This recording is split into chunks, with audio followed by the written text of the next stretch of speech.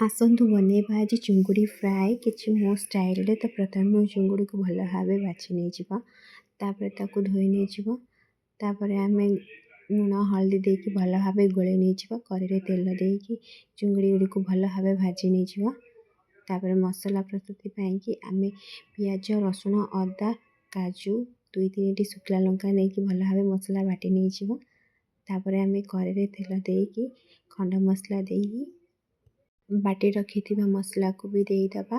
कि लुण हलदी टमाटर गरम लंका गुंड गरम मसला चिकेन मसला देकी भल भाव कषई नहीं जिबा।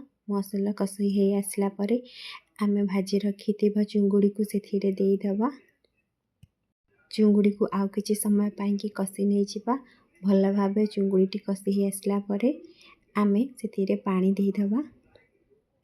पानी देकी घोड़े नबा जेपरी तरकारी फुटी आसीबो।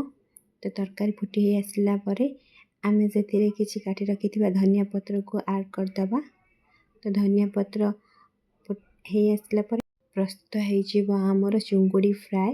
वीडियो भल लागिले लाइक शेयर सब्सक्राइब निश्चय करेंगे। रहिली जय जगन्नाथ।